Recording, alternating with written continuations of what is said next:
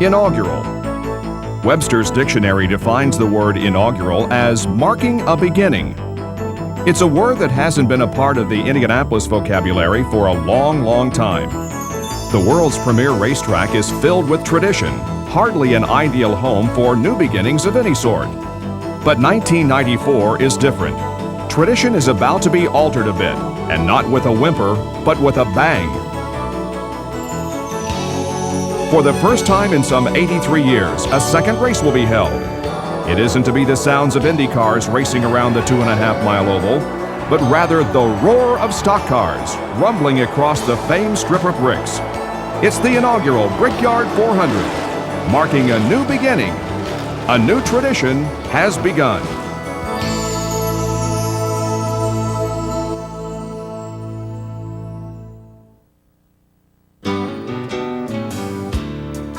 In 1911, the name Ray Haroon forevermore became engraved in the history books by capturing the very first Indianapolis 500-mile race.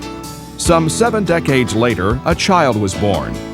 A child who would grow up in a rural Indiana home, only miles from the world's most famous superspeedway. Jeff was 6 or 7 years old when this tremendous desire to succeed, this relentless desire to accomplish something showed up. I was really into it, really wanted to continue doing it, and I think that's how it is about anything. When you're successful at something, you want to continue on doing it, and that keeps your interest. His success would be the things that dreams are made of, but seldom, if ever, come true. A son who grew up to be a race car driver. His story is the story of the inaugural Brickyard 400. There will be a NASCAR Winston Cup stock car event here at the Indianapolis Motor Speedway, August 4th, 5th, 6th, 1994.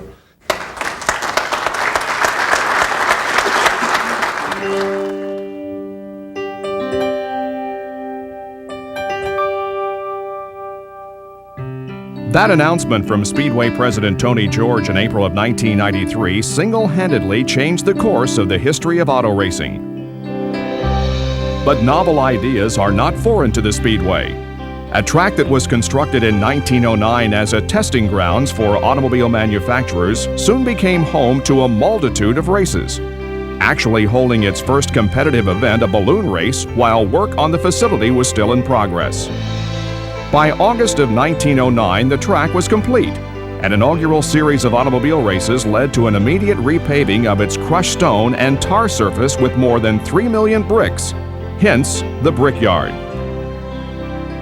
Over the next year and a half, dozens of automobile, motorcycle, and bicycle races were run. The events were well attended, but management decided that one major event a year would be best. And on Memorial Day 1911, a tradition was started, one that would change little over the next 83 years.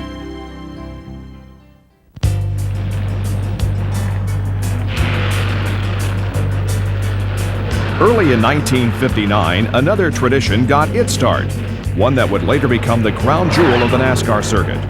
Though originally run on the beach, the first official Daytona 500 took place at Daytona International Speedway, Lee Petty taking the honors. Stock cars had been to Indianapolis before to participate in an endurance race for the Stevens Cup in 1962, but the event was not highly publicized and would lead to nothing further. IROC cars graced the Speedway surface for the first time in 1992 in a testing session designed to determine the future possibilities of stock cars running the Brickyard. Later that summer, the large trailers housing NASCAR's best rumbled down the interstate and onto the grounds of the Indianapolis Motor Speedway for the very first time. The first official NASCAR testing session held at the Brickyard was a 2-day event, drawing nearly 100,000 fans and concluding with a 9-car drafting practice. The summer of '93 brought a repeat performance as a second mass testing session in August again led to giant crowds and another unofficial drafting practice. This time, though, it was a bit more of a race, complete with spills, thrills, and bumper-to-bumper action.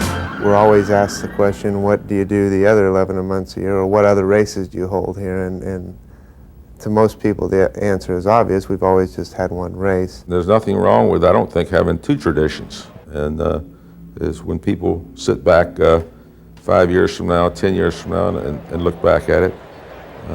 I think they're going to, to a man, will feel that it was a good thing. The event would be called the Brickyard 400. And for the first time in 83 years, the Indianapolis Motor Speedway would be alive with the sounds of Winston Cup stock cars. The first race of the Brickyard is going to be one of the most important races in my career. Now, don't get me wrong, the Daytona 500 is an awful big race, but this is an inaugural race, and it's a race with a lot of tradition. A lot of people from homes want to come and hadn't got tickets and asked me if I got tickets, and it'll be people from all over the world to come here to witness it. We've talked about it for a year and a half, and it's sort of, you said all you can say about it and you've done all you can do. It's sort of like, okay, I've said it all, let's go race now. You have to remember that for years and years, and to a large degree today, that one of the goals of most every race driver born in America was to race at Indianapolis. And somebody that elected to go have a stock car career, that wasn't possible. Today it is. The stage was set. It was time for the show to begin.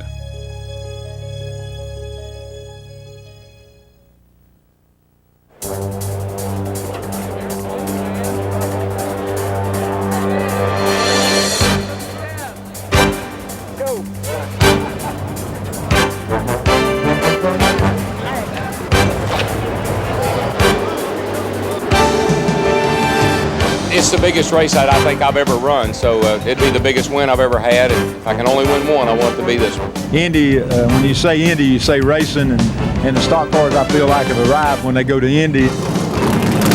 Well, I tell you what, here at Indy at the Brickyard 400, everybody's excited, pumped up.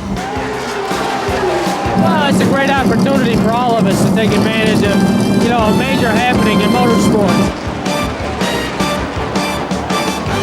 It's just a great thrill for the NASCAR people to be able to come and run at the Brickyard, where there's so much history of so many great drivers that's run here. Oh, it's exciting just to be here. Elvis is in the race, really? Yes. No he's kidding? going to be there, yes, and he's going to win. First on the track for Thursday morning practice is Mike Wallace. Others are only inches behind. There's the signal, and out they'll come, so stand by for Winston Cup action. Everyone is anxious, a little too anxious. Tim Steele's throttle sticks heading into turn 1, and Steele becomes the first incident of the week. You're coming down here, it's a 2.5-mile track, but we're not at Daytona or Talladega. You can't run through here wide open all the way around the racetrack. And we tried, but we didn't do it.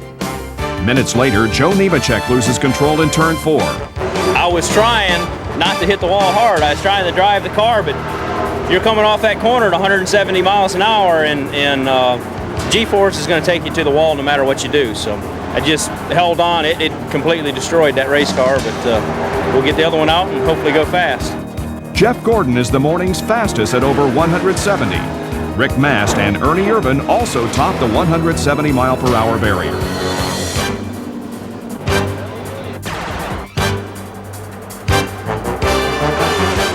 Threatening rains become a reality as a summer storm quickly puts an end to the rest of practice and forces attention towards the 3 p.m. qualifying hour.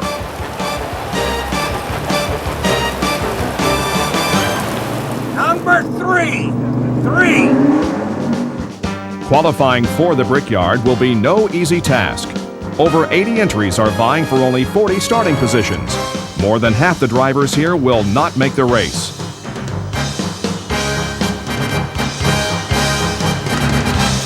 On the first of these 2 qualifying days, only the top 20 positions are locked in and cannot be bumped on day 2. But unlike the Indianapolis 500, qualifying will consist of just a single lap, so getting it right the first time is essential. There is no room for error. At 3:01 p.m., H.B. Bailey becomes the first Brickyard 400 driver ever to make an official qualification attempt at the Speedway. H.B. Bailey is on the course. Our first qualifier ever. Bailey's speed proves to be way too slow, and he'll have to be satisfied simply to have made an attempt.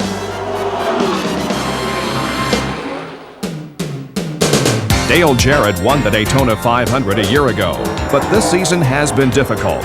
He's all over the track, but qualifies at better than 169, bettering Derek Cope's new track record established only 11 minutes earlier. It's the fastest that we've run here testing and while we've been here today.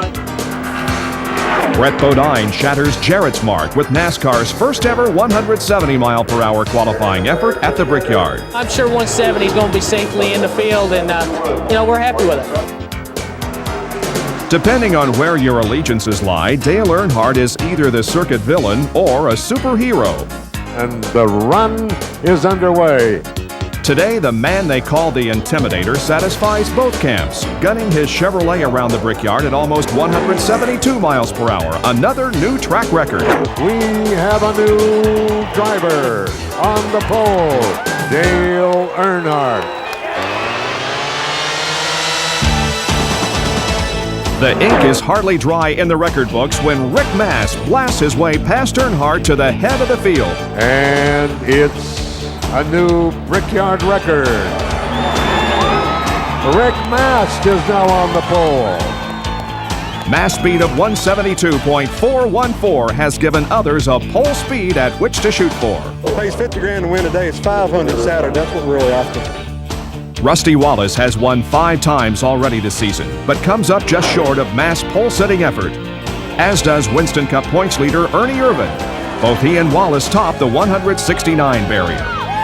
Mark Martin cracks the top 10 at 169.690. And rookie Joe Nemechek amazingly comes back from his morning mishap and qualifies his backup machine at better than 168. The car was real loose qualifying, and I'll take that lap. This year's Daytona champion Sterling Marlin is in. So are Bill Elliott and Bobby Labonte, both with laps over 170. But neither is quick enough to catch Rick Mast. You give it your best shot, but you never know. Pocono winner Jeff Bodine rips off a lap at almost 171, then boldly predicts victory on Saturday. We're going to win this race. Hoosier tires are going to win. We're in the Hoosier State. We got to. But the Exide Ford is going to be in Victor Lane Saturday. I predict that. Don't normally do that, guys. You better bet on us, though. Only 1993 Winston Cup Rookie of the Year, Jeff Gordon appears to have a shot at the pole. His morning practice speed is still the fastest of the day. Can he do it? Jeff Gordon. And he's already out of turn 4, down the main straightaway. There's the checkered flag. Gordon's one-lap effort is spectacular at better than 171, and the Pittsboro, Indiana native will line up third on race day. I'm happy. I got a smile on my face. I can't complain, that's for sure. Making the feat even more special for Gordon is the fact that today is his 23rd birthday, and the hometown crowd acknowledges the accomplishment with their own birthday serenade. I guess I can't have it all on my birthday. I got a lot of great gifts coming into this day, and I thought maybe we could pull this one off. Maybe we're saving a little bit of that luck for Saturday. The pole position now decided, Rick Mast collects $50,000 from Busch Beer and a Chevrolet StarCraft van for his pole-setting effort. The first half of the field is locked in. The rest of the grid will be filled tomorrow afternoon.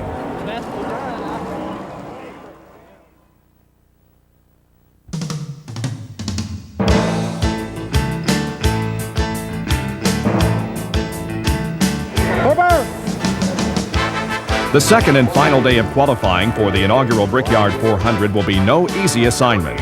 Only the top 20 speeds are secured, and 63 cars will be vying for the final 20 positions, this time in an inverted order from yesterday, in order to assure that everyone has an equal shot at the cooler track conditions the late afternoon brings.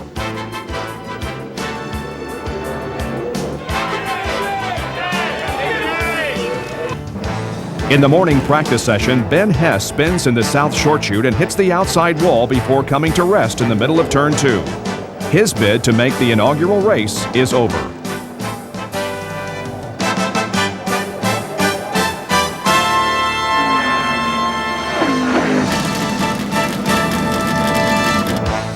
Early in the afternoon, Jerry O'Neill's Chevrolet spins coming through turn 3 and slides through the grassy infield strip.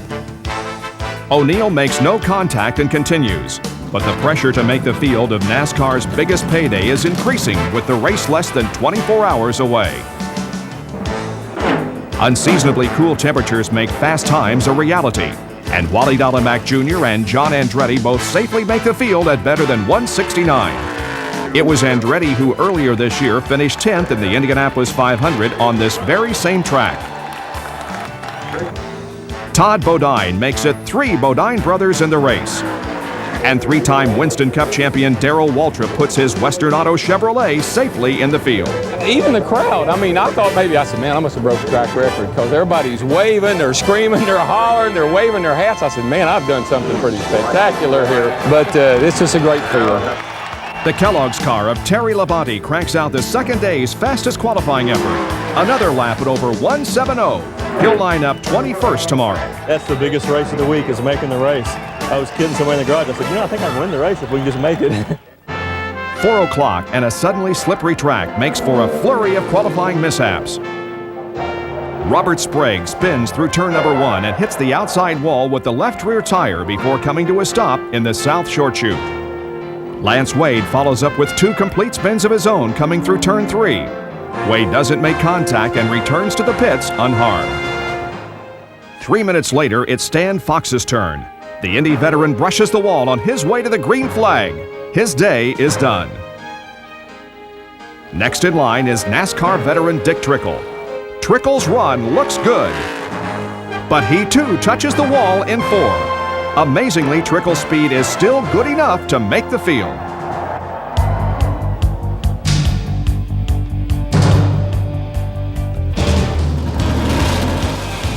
Now it's A.J. Foyt's chance at history. And guess who's out there? Yeah, car number 50, and it's A.J. Foyt. The 59-year-old Texan has run the Indianapolis 500 a record 35 times, winning it 4 times. Foyt retired in 1992, but jumped at the chance to become a part of the historical inaugural Brickyard field. And there's a checkered flag as it waves for A.J. Foyt. Now let's hold on. Where did it put him? It moved him up to the 35th spot. He made the field at this point. Well, I feel pretty good when this is all over with, but right now, we just got to wait and see what happens.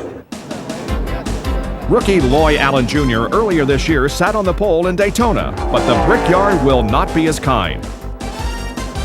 Allen loses control in turn 2, spins in the backstretch, hits the inside wall and comes to a stop. His day is through. Ken Schrader is in, bumping Dick Trickle from the field and eliminating his earlier miraculous effort. Don't want to start 23rd, but actually pretty happy with it right now. Danny Sullivan hasn't had the speed, but today he does. The 1985 Indianapolis 500 champion is quick enough, making it 4 IndyCar drivers in the field and putting A.J. Foyt on the bubble as the slowest car in the field. I didn't think I made it. When everybody started applauding coming down the back, I thought, well, maybe it wasn't a bad lap. So I'm real happy. I'm tickled pink. I mean, that was just great. Others try but fail, and A.J. Foyt hangs onto his spot in the lineup, becoming the oldest driver in the field.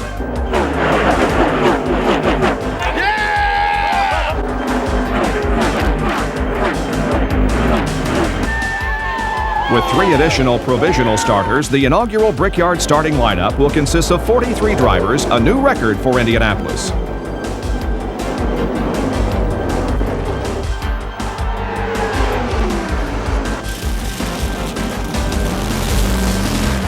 Race day morning is right around the corner. A new tradition is about to begin.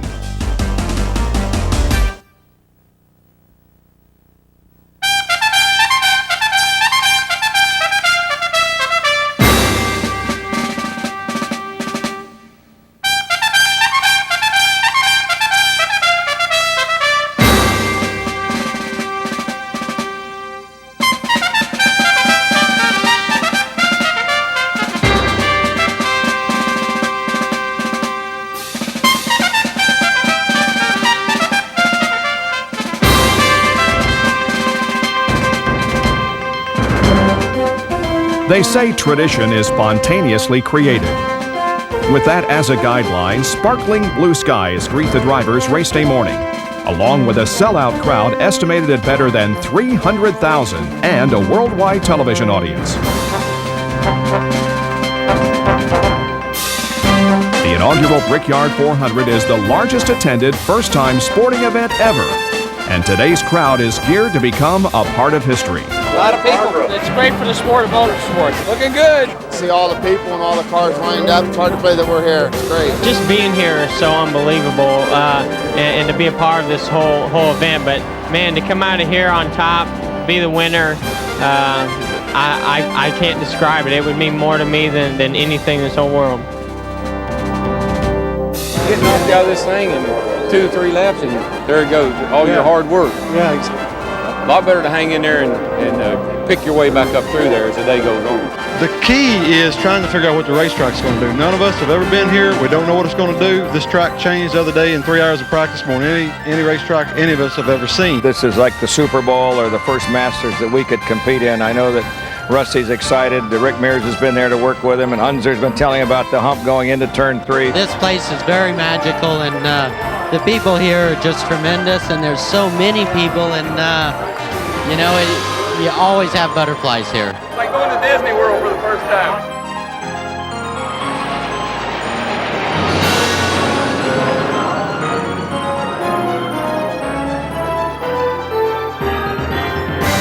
Be the greatest win, you know, you could ever have. It's going to be fantastic for the winner. Gentlemen, start your engine.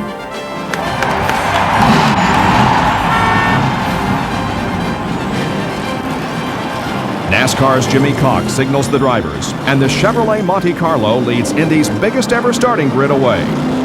It's a field so competitive that the difference between pole sitter Rick Mast and the slowest qualifier A.J. Foyt is, incredibly, just a little over 1 second. The 43 drivers include 4 sets of brothers and will pilot 15 Chevrolets, 23 Fords, and 5 Pontiacs, each circling the Brickyard 160 times, and each hoping to take a place beside Ray Haroon in the history books. The eyes of the entire sports world are focused at this moment on 300 acres of real estate in the northwest section of Indianapolis, Indiana. A new tradition begins as the green flag is about to come out to signal the beginning of the inaugural Brickyard 400. And the green is out.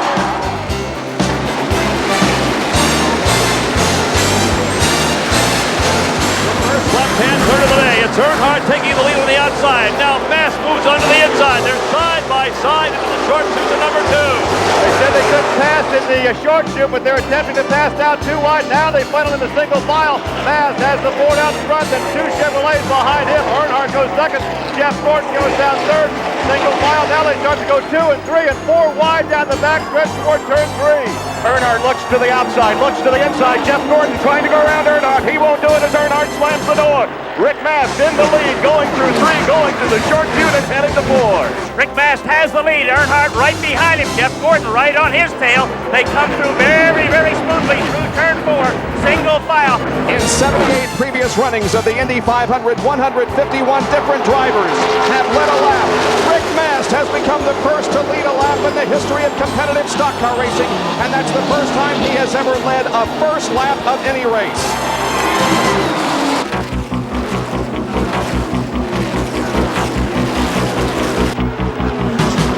Lap 2, and Dale Earnhardt brushes the wall in turn 4. The mishap forces him to the pits for tires 2 laps later, and Earnhardt will be forced to play catch-up all afternoon. Lap 3, and Jeff Gordon, the youngest driver in the Brickyard field, becomes the second leader of the race. It's a lead he'll hang on to for the next 22 laps. Danny Sullivan loses a window on lap number 4, bringing out the first caution of the day. Harry Gant runs through the debris and shatters the errant window, while Sullivan will lose valuable time in the pits to repair the missing piece. The green flag waves once again. We're back under competition. It is Jeff Gordon who is leading, but look at the cars fan out at the back of the pack to shuffle for position.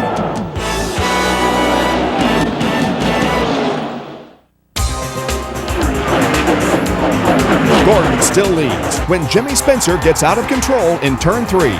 We've got Jimmy Spencer into the wall in turn 3, came off high. The tire mark starts down, coming into 3. He rides the outside wall and comes to a stop.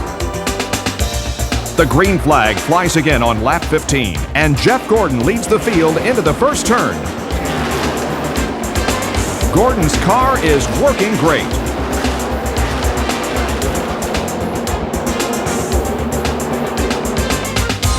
Lap 25, and Jeff Bodine catches Gordon heading into turn 3. And the Brickyard 400 has its third leader of the race. And look at that, side by side down the backstretch. On the inside, Bodine may have him going to turn 3. Jeff Bodine by a fender cuts in front of Gordon coming to 3. And Jeff Bodine in the lead of the Brickyard 400. But Gordon's not going to give it up easy. He'll close down going through 3 and heading to the short chute.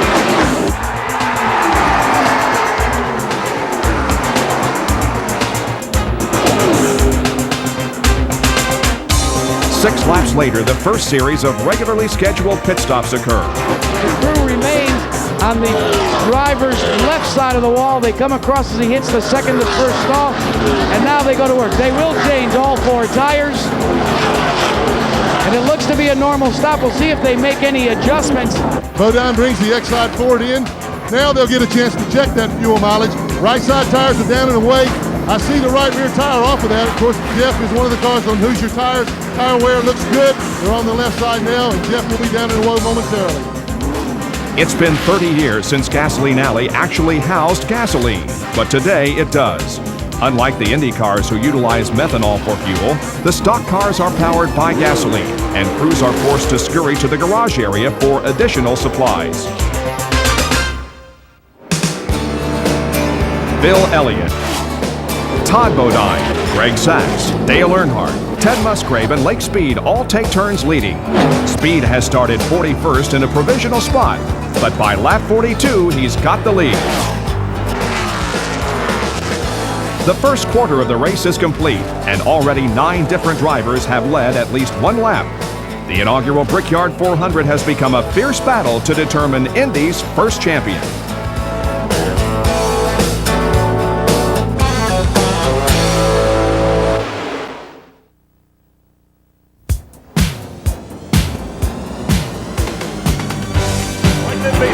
A.J. Foyt could lead the Brickyard 400. He's running in second. Gannon is Mears and Lake Speed not that far in front of Foyt, but they've all got to make a pit stop soon. The 59-year-old veteran racer has moved up to second position by the 1/4 mark by stretching out his pit stops. But Foyt doesn't get the mileage he's projected and runs out of fuel, coasting into the pits. A.J. Foyt is off the pace. Just as we were talking about him perhaps leading, he is off the pace. In fact, the engine is dead. And the legendary A.J. Foyt, a 4-time Indy 500 champion, in perhaps his very last ride competitively in a race car, is coasting without power down the backstretch. He loses crucial laps, and A.J.'s dream of accomplishing the impossible is not to be.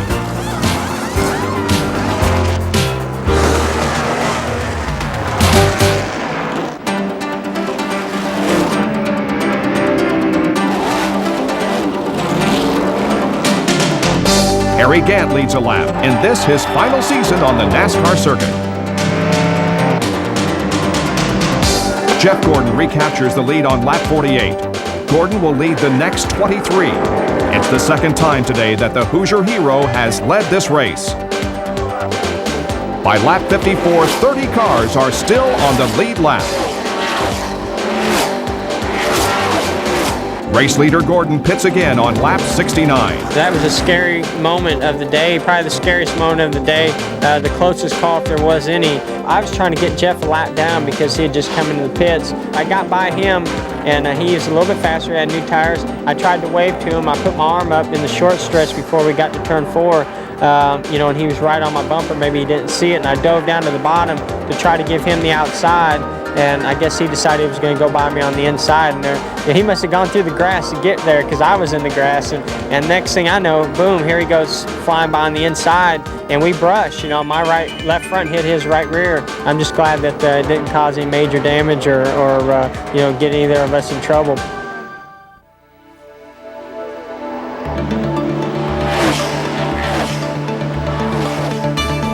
The 80th lap, the halfway mark of the inaugural event, and all but one car is still in the race.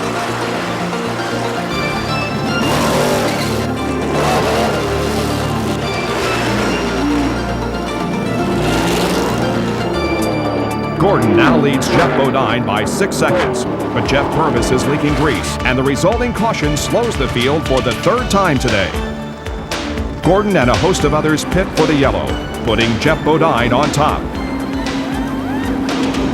As the green flag flies on lap 85, less than 200 miles remain, and Bodine heads off Gordon heading into turn 1. Bodine, remember, boldly predicted victory only 2 days earlier in qualifying, and is threatening to follow through with his pre-race forecast. Jeff Bodine maintains his lead for the next 15 laps. This year's Pocono winner is looking like a good bet to be the first driver on the new PPG Brickyard Trophy. Even Country Western's Tanya Tucker is excited. Suddenly on lap 95, Winston West Series points leader Mike Chase and NASCAR veteran Dave Marcus tangle in turn 2. Trouble in 2, 1 car, 2 cars involved. 1 is Marcus at number 71. They got together coming through the short chute, slammed the outside wall very hard to the inside on the grass. On the apron now is the 71 car of Dave Marcus. Both drivers remain in the cockpit. Both cars are eliminated from the race. With the incident, Bodine and Gordon both pit for fuel and tires, and brother Brett Bodine assumes the lead for the first time today. Incredibly, all 3 Bodine brothers have now led the first Brickyard 400. Because they dropped the green flag, Brett Bodine leads his older brother Jeff down to turn 1. Darrell Waltrip drops into the 3rd spot. There's Jeff Gordon, Rusty Wallace, Ernie Irvin, Bill Elliott, all safely through. There is action for that number 3 spot. Waltrip on the inside. Let's check it, Gary. The Bodine boys run 1-2. Waltrip alone in 3rd right there. And Jimmy Hensley is the lap car between 3rd and 4th. Gordon runs in 4th position. And he'll try to go by Hensley to sneak up behind Waltrip and battle for 3rd. Brett Bodine still leads, but finds himself dueling with brother Jeff in the 3rd turn.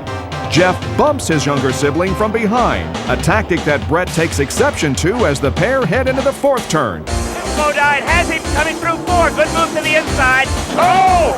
And a Jeff Bodine spin coming off turn 4 run in front of the entire field. Look at everybody going to the inside to try to avoid the trouble, some coming down pit road.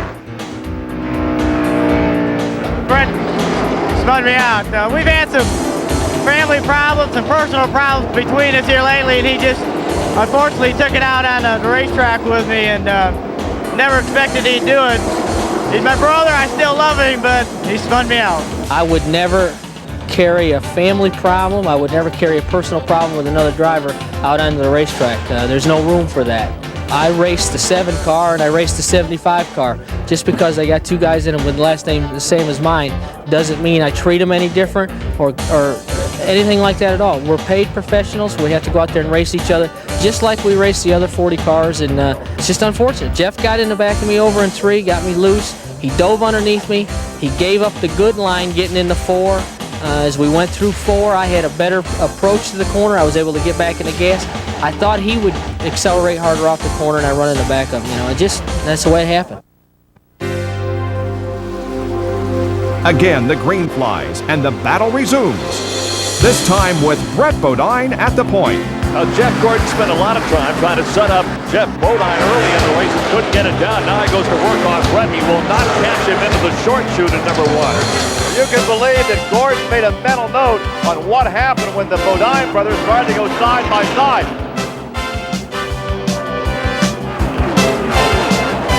But Gordon recaptures a lead from Bodine on the very same lap. Well, Jeff Gordon took the lead, coming through 4, went down low, a great pass around Brett Bodine, and they've got single files coming through 4. Again, a very good pass by Jeff Gordon. 50 laps to the finish, 125 miles, and Gordon leads Brett Bodine by just over a second.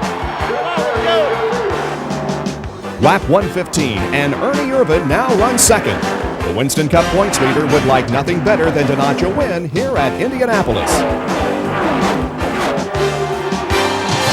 At At the three-quarter mark, Gordon has stretched his lead over the Texaco car to over 4 seconds, while Rusty Wallace, Brett Bodine, and Bill Elliott run 3, 4, and 5. What a race!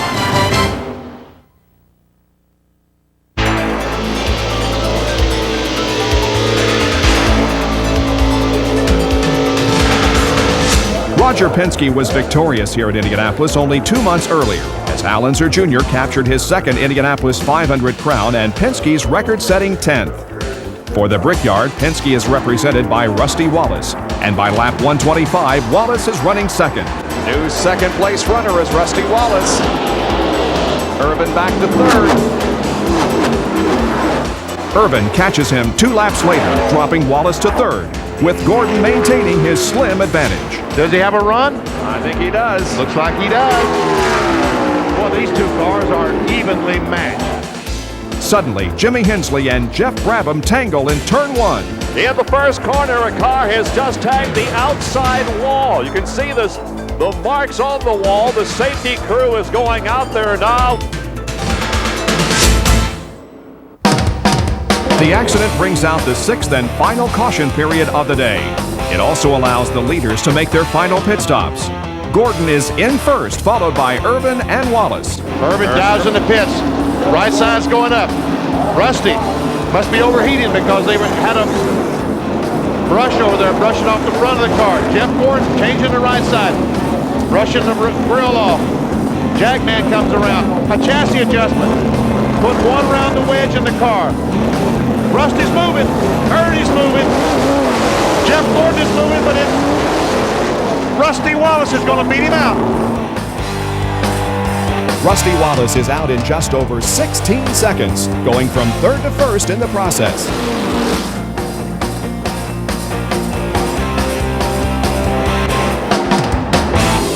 The green flies again on lap 132, and Rusty Wallace becomes the 12th different driver to lead today's race. In his career, Rusty has led over 1,500 laps. He's going to add another one to that career total right now. Jeff Gordon right on his tail. Ernie Irvin, then Brett Bodine and Elliott as they're in that short chute. Battle right now up in front. Now remember, Rusty couldn't run him down on the track, but got mine in the pit area. They work off the second corner, nose to tail, down the back couldn't. Ernie Irvin stays in third position. Rusty Wallace riding the car that's named for his car owner. That's Roger Penske. Gordon's down to the inside, and Wallace going into 3. He's got the position, and now Irvin tries to tuck down low and can't get Wallace. As they come to the short chute, it's Jeff Gordon leading, Rusty Wallace running second, Ernie Irvin third. And Rusty trying to get him back, comes down low, and Wallace takes the lead back. Ernie Irvin goes low too, but Gordon holds him off there, right together, coming down the main straightaway. Some great racing, and again they touch as they come down the straightaway. It's Wallace to the inside, and Jeff Gordon to the outside, and Ernie Irvin is a factor too. Rusty Wallace has got him, and deep inside, Ernie Irvin may get him also. Gordon hangs on to second, works the outside of the track, settles into the number 2 position. Side by side into turn 2. Gordon on the high side, Wallace the low side. Off the corner, here comes Irvin down low. He takes second position. They're going 3 wide down the backstretch. The fans are on their feet as they head to turn 3. It's one of the most exciting laps ever to be recorded in the history of the Speedway.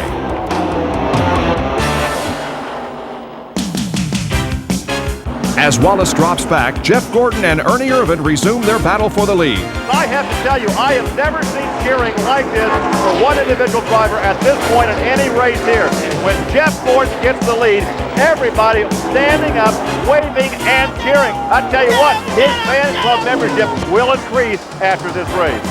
20 laps from the finish, and Irvin catches Gordon. They stand, they cheer, they head down the main straightaway, and Ernie Irvin's got the lead. Ernie Irvin is the 13th leader this afternoon, a new Indianapolis Motor Speedway record for any race.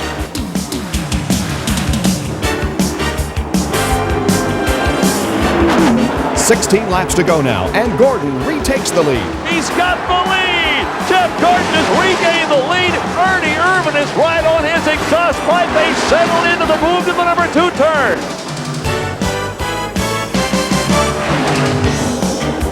5 laps later, Irvin is back in front. Ernie Irvan finally gets it. They have gone almost a complete lap side by side, but don't look now. Brett Bodine in third, Bill Elliott in fourth, and they can see each other. It's a 6-car train to 4. Into 4, it's Ernie Irvan, it's Jeff Gordon, it's Brett Bodine, Bill Elliott, Rusty Wallace, and Dale Earnhardt. They all have a shot. Gordon's mom and fiancé Brooke can hardly stand it. This race is everything it's supposed to be and more. 10 laps to the checkered flag and a place in the history books. It couldn't be scripted any better than this. I was controlling his car actually with 4 or 5 laps to go, and he knew that, and he was just waiting for me to make my move and try to control my race car. I didn't know when to make the move. You know, it was all by instincts, and I was just trying to get his car as loose as I could and use his tires up as much as possible and save my tires. Just about any moment I could have gotten underneath him, but I wasn't wanting to. I was wanting to wait. And, you know, I think he kind of knew that, but he was going to do some heavy-duty blocking or something. And we were going to be side by side, rubbing fenders, would have put on one heck of a race. But as Jeff Gordon and Ernie Irvan prepare to do battle for what appears to be one of the classic finishes in auto racing history, fate becomes part of the plot. Well, I'll tell you what, Jeff Gordon, oh, he's going to go around him. He's taking the inside. They touch. He's got the lead. The lead going into turn 2. Indeed, they did touch. A little high coming into 2. Irvin's a little lower, but now Jeff is about 5 car lengths off, and the fans once again on their feet. What's happened to Ernie Irvan as they go to 3? Irvan down to the inside. He's away out of the pack. Flat tire. Front with the car, and he's slowing down. So Brett Bodine's in second, Bill Elliott in third, Rusty Wallace in fourth, and Dale Earnhardt in fifth. Irvan slows in the backstretch, the result of a blown tire, and Gordon is now in the driver's seat. I didn't know exactly what had happened at the time, but I saw him falling back, and I said, "Hey guys, we got it, we got it." I knew right away we, had a right front go down. I told them before I ever actually got through turn 2 or turn 1 that the right front went down. They said, well, we got 4 laps to go now. It's not over until it's over. And I kept watching, and Brett Bodine started coming then. There's Brett Bodine. It looks like Brett's getting a little bit closer, but does he have time? He is getting closer. Jeff's car was going away, and I was trying awful hard. My car would get better and better as the fuel load would burn off, but I just ran out of laps. Too many more laps, he might have got me, but getting to me was one thing, passing me was another thing. But I just tried to drive as smooth and as patient as I could at the end without letting him catch me. I still had a little left to maybe hang it out a little bit, but I didn't want to do that. I wanted to just stay in the groove, stay out of the wall, come across, take that white, take that checker. Gordon just 2 turns to go and part of a straightaway, and he'll win the inaugural Brickyard 400, about a 15-car length advantage on Bodine through 3. You don't suppose he's singing back home again in Indiana, do you? Jeff Gordon off turn 4. He's just got the 1 turn to negotiate, to fight off everybody, the crowd roaring. And Jeff Gordon is about to write his name in the racing history books. Years from today, when 79 stock car races have been run here, we'll remember the name. Jeff Gordon, winner of the inaugural Brickyard 400. Jeff is screaming on his radio, back to the pit crew. Oh my God, I did it! I did it! The feeling was so incredible to come across and take that checker flag. I was on the radio screaming and yelling to my guys, and they were screaming and yelling to me. And the kid is just unbelievable. He is just a phenomenal, and you can't be a crew chief without a crew, and I owe it all of these guys behind me. They work their tails off night and day, and they put up with me, and I just want to thank God and thank Bill France and Tony George, because they made a lot of people's dreams come true. This is more than a dream. I don't even think I had been dreaming this, because it's so far out there. I mean, just so many people here, so much going on. I mean, this is an event that people are going to look back at 10, 20 years from now. I get to tell my grandchildren about this. It was a great win.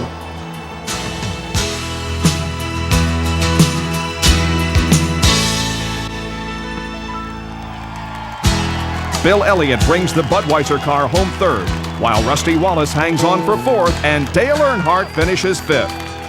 The inaugural Brickyard 400 has left race fans wanting for more. For Jeff Gordon, Victory Lane is something special. He captured his first NASCAR win just 2 months earlier in Charlotte, a race that moved him to tears. This time, Jeff takes an extra lap to compose himself before pulling into Victory Lane. I'd gotten emotional before and just totally just let it all out. This time, you know, I held my emotions in and I just wanted to enjoy. I didn't want to hyperventilate again in victory lane like I did before. I wanted to just enjoy it, be happy, and be smiling. And you know, I did that and took an extra lap because of it. For the little boy who grew up racing go-karts from the time he was barely old enough to walk, dreams of the Indianapolis Motor Speedway were just that, dreams. But on this day, the biggest winner share in NASCAR history belongs to Jeff Gordon. Over $600,000, including $200,000 and the commemorative silver brick from PPG Industries. I can't put it in perspective. I mean, that's just it. It's just unbelievable. When Ray Haroon won the first Indianapolis 500 in 1911, his name forevermore became stamped in the annals of Speedway history. On August the 6th, 1994, Indianapolis gained another first-time champion, Jeff Gordon. A name that will be remembered decades from now. A name that will go down in the history books as the winner of the inaugural Brickyard 400.